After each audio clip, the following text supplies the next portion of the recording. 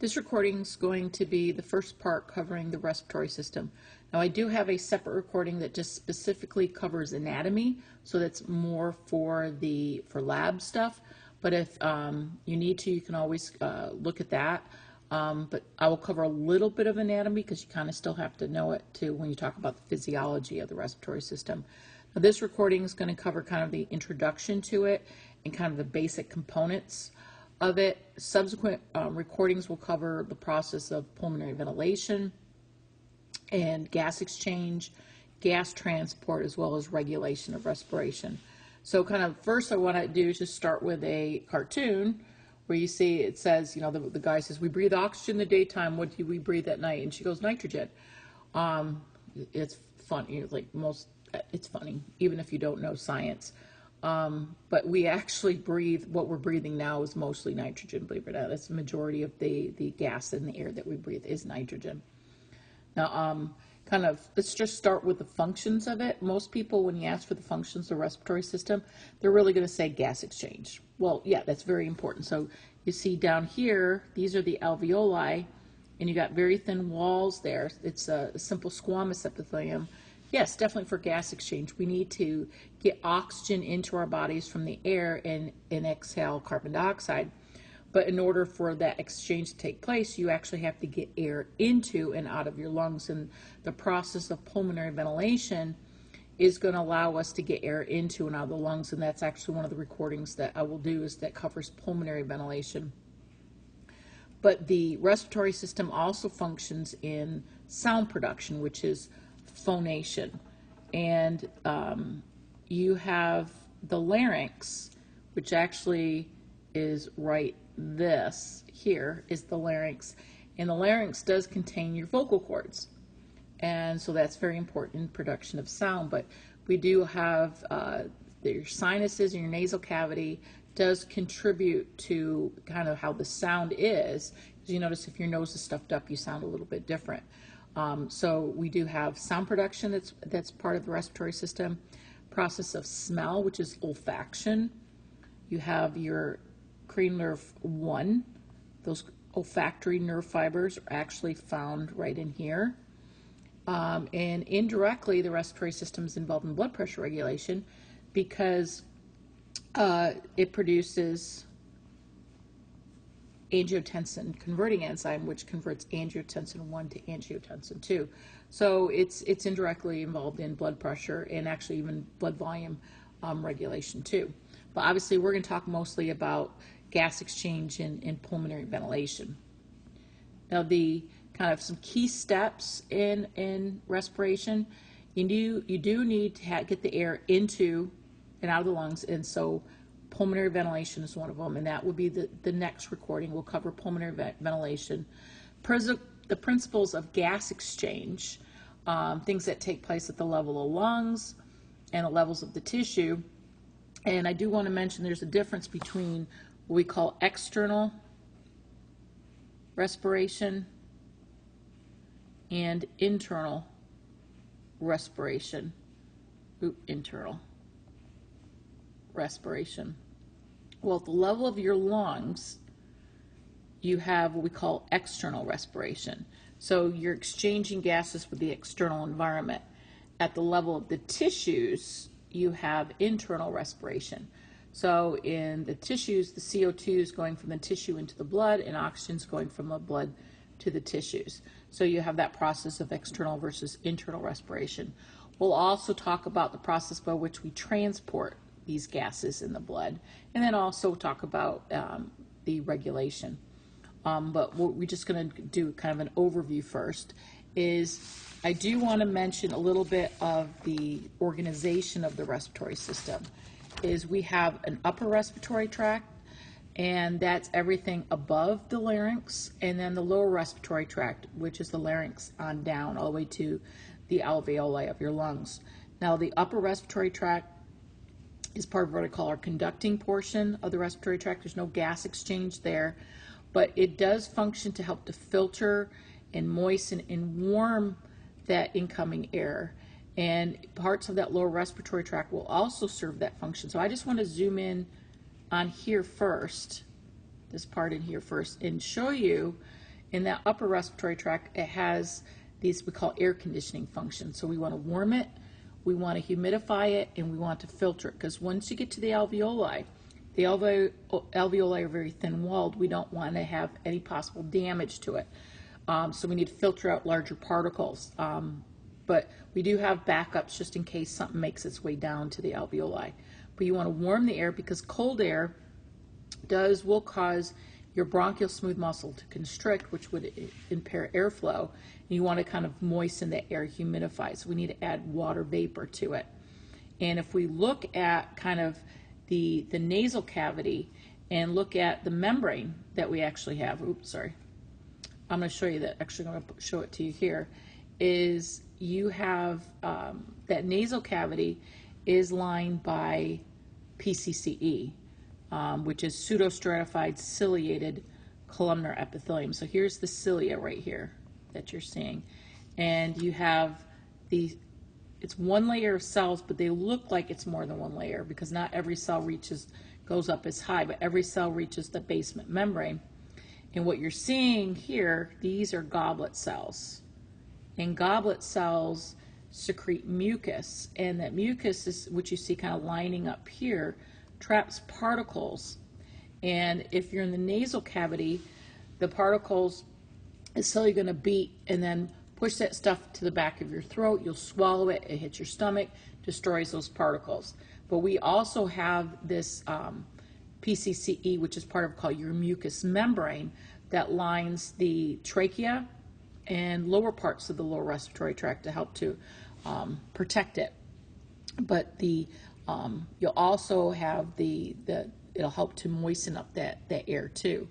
Now the lower respiratory tract, which you see here, that does function as part of the conducting portion, and we'll differentiate between what's conducting and what's not. Still similar things as what the upper respiratory tract does, but when we're in the lower respiratory tract, when we get to the alveoli, there's going to be gas exchange that are going to be part of it. I do want to mention that if you have issues with cilia, I'll go back here to this picture, that line the PCCE, which they can become paralyzed as a result of cigarette smoking. And smokers have higher incidence of respiratory infections because the cilia can't beat. So if you say you're in the trachea, the cilia are actually going to be upwards, so then you can swallow the trapped pathogens and destroy it, but you can't clear it, then you're more prone to get respiratory infections. And we do start producing more mucus if you're exposed to various irritants to try to protect you against it. So all of it's called what we call your respiratory defense system. Now, another thing I do want to mention is I want to go back to this nasal cavity. Is you have in that nasal cavity these nasal concha, or these turbinates of bone, and when the air comes in, it increases the turbulence of the air as you breathe in, and which helps to warm the air, but also is the larger particles will start to precipitate out, so it doesn't reach down to those alveoli. Now here is a schematic that I drew that represents what we call that respiratory tree. And the respiratory tree actually starts with your trachea and then goes all the way down to the alveoli. Now, what you'll notice is I've divided these into zones: conducting, transitional, and respiratory. And you'll notice where I have the Z. Z refers to generations. So every time it branches, we have a new generation. So the trachea is considered generation 0. When it branches the first time, you have your primary bronchi. That's the first generation. Branches again, you have your secondary bronchi. That's your generation 2, and therefore on down. Now what you'll notice is the first 17 generations, so it's from 0 to 16, is referred to as the conducting zone. Because what's happening here is we just are having, kind of think of it as a pipeline. You're just moving air through. There is no gas exchange at all. And they'll use this term for the conducting zone as your anatomic dead space. Everybody has this. So there's no exchange taking place. And you can estimate it, it's about equal to a mil per pound of your ideal body weight. Body weight. This will become important if you have to calculate things like alveolar ventilation. You have to take into account any dead space that you have. Now, the trachea has around it we call C rings, these C-shaped cartilage rings. It's hyaline cartilage. It's not found in the back because that's where the esophagus runs. So if you swallow food, it has some room for that food to come down. Those cartilage, that hyaline cartilage that you have there, is to help to keep the trachea patent, keep it open, prevent it from collapsing. Now, as we move to the bronchi, they still have cartilage, but they're not C rings, they're just little cartilage plates. So they're still made up of hyaline cartilage. That helps to kind of, again, lend support to the bronchi and prevent it from collapsing. Now, once we get to the bronchioles do not have cartilage at all. But they have a large amount of smooth muscle, which will become important when we'll look at some things that can affect the contractile state of that smooth muscle. Now, when we get to the end of the conducting zone, they refer to those structures at the end of the conducting zone as the terminal bronchioles. And it's called terminal because it's the end of the conducting zone, not because it's the end of gas exchange, because gas exchange actually didn't occur yet.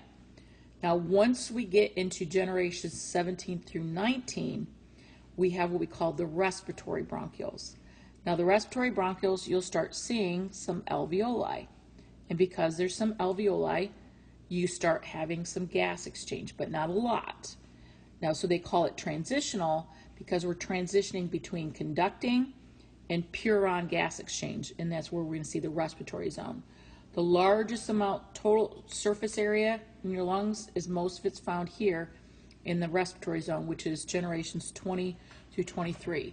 Here you're going to find tons of alveoli, and the alveoli are thin-walled and they're perfect for gas exchange. So what you'll notice is there's going to be some structural changes in the respiratory tree, which we also refer to as the tracheobronchial tree. When you go from bronchi on down, is you'll notice that first you had cartilage, and then as we moved down, we didn't have any cartilage. So you had less and less cartilage, and then you had no cartilage at all. But the amount of smooth muscle does increase, though, as you move down. You'll also see some differences in the type of epithelium that you have in the tracheobronchial tree. So majority of this, you're going to have PCCE. Okay, so it's PCCE that you'll have. Once you're starting getting into more into the respiratory bronchioles, like right in this area right here, it's going to be more simple cuboidal, maybe a little bit simple columnar.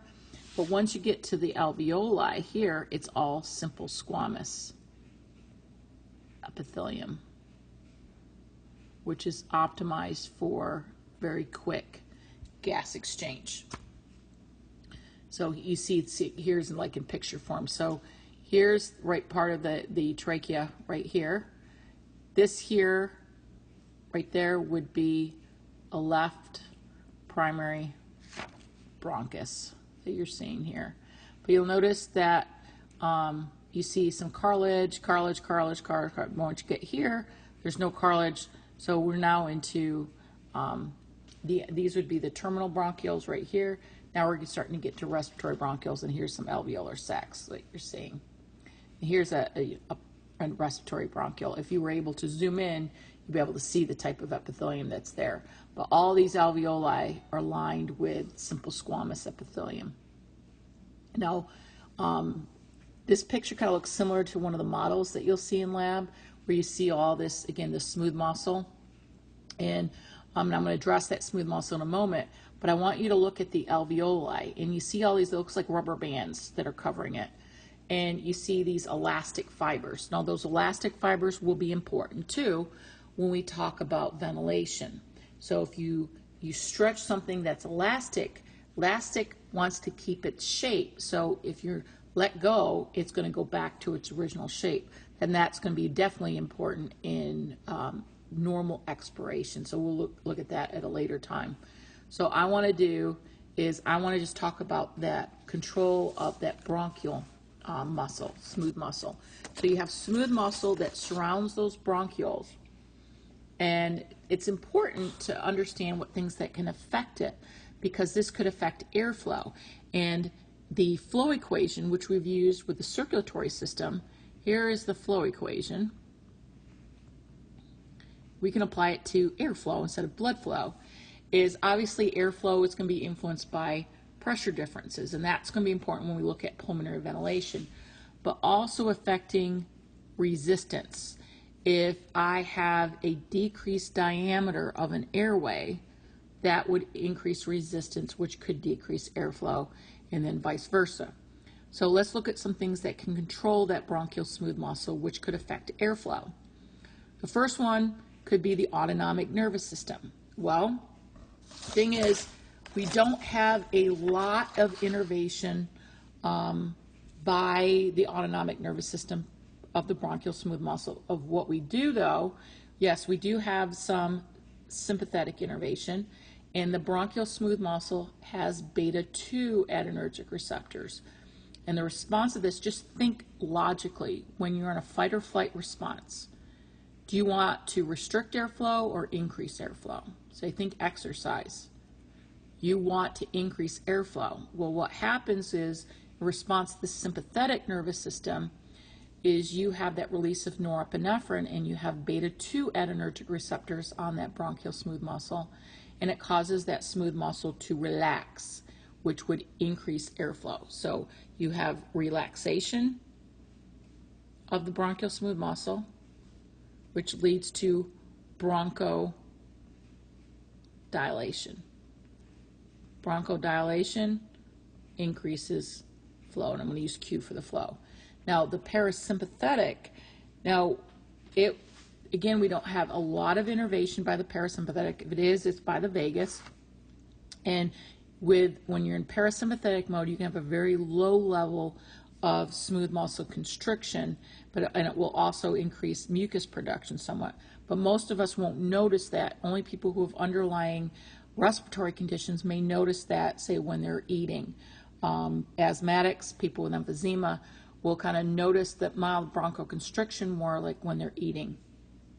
But the two biggest factors that control bronchial smooth muscle is what you have is listed here. This is one of them, is humoral factors and then local factors. So let's look at humoral factors.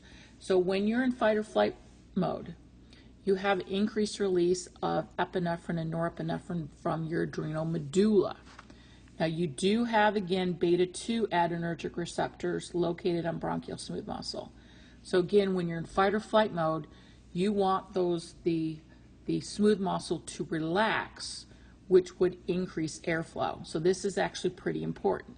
So you have increased airflow in response to epinephrine and norepinephrine. Now just keep that in mind, and we're going to mention something very shortly coming back to the epinephrine. Now this also is an important one, is local factors at the level of the tissue.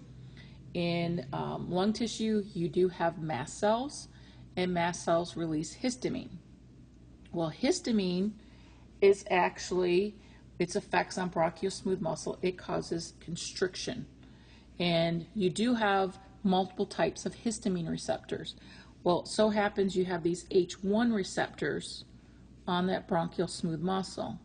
And the response of that is to increase mucus production, and it also increases that constriction of the bronchial smooth muscle, which leads to we can write bronchoconstriction, do the bronchoconstriction, which can decrease airflow. And that can be an issue, especially if you release a lot of histamine, say you're having an allergic reaction. So people have really bad allergic reactions, they have a problem with breathing. It's because of the bronchoconstriction as the result of histamine release. This is where the epinephrine comes back into play, is people who have very bad allergic reactions carry EpiPens with them. And so what they'll do is they'll inject themselves with the EpiPen, which has epinephrine, and that's going to allow the airways to open, give them time to be able to go to seek medical attention. It's not a replacement for seeking medical attention, but allows them to be able to breathe until they get to the doctor and deal with that massive histamine that's released from whatever they're allergic to. Thing is also that epinephrine does another thing, counteracts another problem of histamine. Well, H1 receptors are also located on the endothelium of blood vessels, and it triggers an increased release of nitric oxide. Now, nitric oxide is a vasodilator. So if you have a huge amount of histamine that's released, that could lead to a very significant vasodilation, which could decrease your blood pressure. And that's not good. Well, by injecting yourself with epinephrine, you're allowing yourself to breathe, but you're also allowing you to maintain blood pressure. So that's why they carry the EpiPens. Now, some other things that can cause constriction of the bronchial smooth muscle is certain irritants. It's protective, and it's actually a parasympathetic response. Is if you inhale something that's potentially harmful, it causes very significant bronchoconstriction to try to keep those irritants from hitting the airways. And hopefully it's brief. I'll give you an example of, an irritant. Things like capsaicin, things that you find in pepper spray. And I have, on more than one occasion, inhaled pepper spray. And I can tell you that it was a very significant constriction of the airways. When I had one of those things you carry around your keychains in case someone attacks you. You have the pepper spray. I accidentally left it in my car. The car got very hot and exploded in my car, and I didn't know that. I opened the door and I felt like I swelled bees, and I immediately stopped breathing. My eyes were watering, and it turns out that the can had exploded in my car and contained all that pepper spray, and I inhaled it when I walked into the car. And I immediately stopped breathing, but a reflex action on my part too was I stepped away. So I moved away from that, and so I was able to breathe. If I'd stayed in there, I probably would have passed out. So irritants also can trigger constriction of the bronchial smooth muscle, which can decrease airflow. Now, I do want to mention lastly about the respiratory membrane. So this is a diagram kind of depicting that respiratory membrane. It's actually very thin, and the in the lungs we do have what we call type 1 alveolar cells, which are just the simple squamous epithelial cells. Type 2 alveolar cells are also called septal cells. You may have heard the term type 2 pneumocytes instead of alveolar cells. They secrete a substance called surfactant, which is very important in decreasing surface tension and makes it a lot easier to breathe. We also have alveolar macrophage, that they're there just in case something has made their way down to the alveoli to pick up any debris or dust particles that you may be inhaled. But that type 1 alveolar cells, the simple squamous cells, are actually part of your respiratory membrane. And the respiratory membrane is very, very thin. It's about 0.2 to 0.6 micrometers in diameter, but that's optimal for gas exchange. You want it so thin that you can have very quick gas exchange, especially like when you exercise. And the blood's up in the lungs for a very short period of time. I want to be able to get all the oxygen I need and get rid of CO2. And so you see these different components of the respiratory membrane. I'll come back here.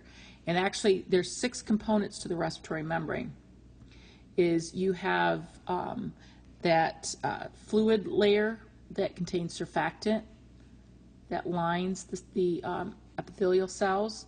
You have number 2, this alveolar epithelium, which is simple squamous. It's very thin, 1 layer thick. Where you see in between right here, that is a little bit of space between the alveoli and the blood. Call it like interstitial space. Then you have